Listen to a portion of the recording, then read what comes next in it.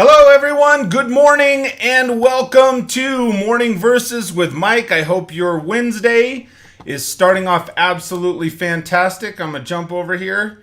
And for those of you that are joining me live, thank you so much. I really appreciate it. Good morning, Zach. I see you're the first one in here, ready to go, man. And if you're joining later, thank you so much. If you guys and gals would do me a favor and please, one of the goals of this quick program is to share the word, spread our faith, or vice versa, spread the word and share our faith. So if you would, please make sure and give the video a thumbs up, share this video on your social media. That would be fantastic. And as we're getting going this morning, I'm going to be sharing from John chapter 3, verse 33.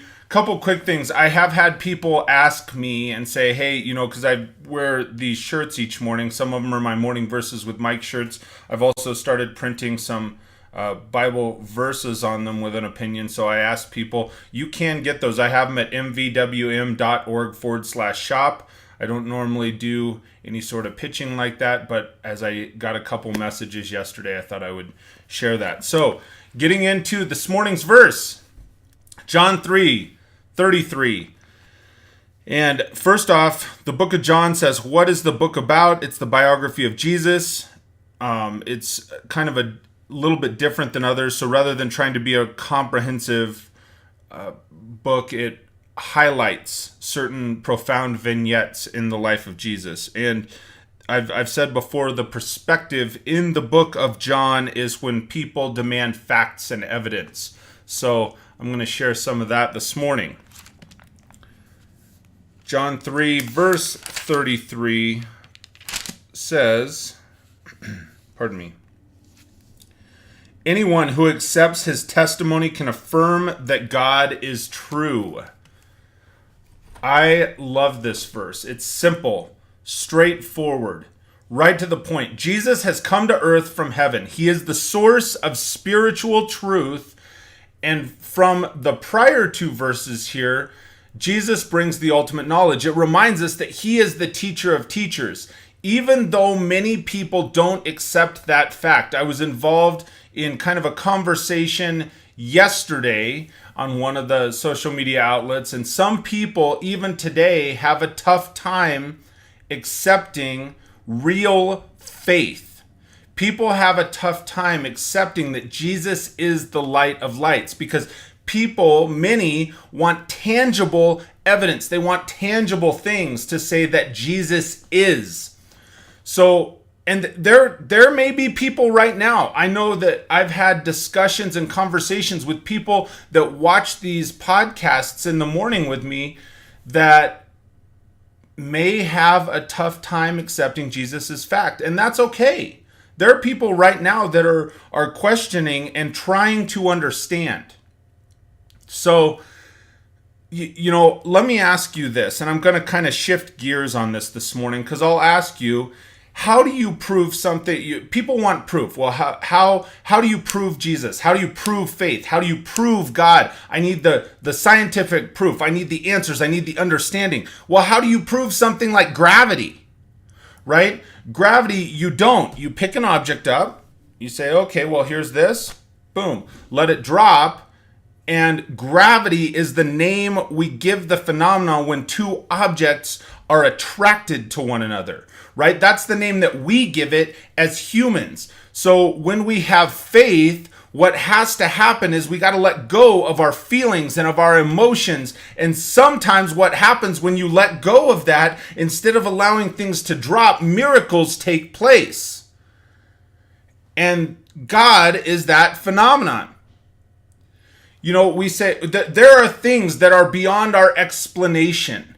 We can give it for example, the theory of relativity. It's a commonly accepted theory, right? The difference is when you let go of emotion, when you let go of feelings. You've heard the saying, let go and let God.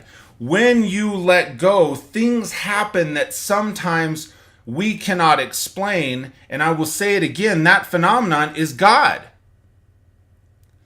there's the message there. Even if you can't see it with your eyes or can't simply explain it away, faith lives.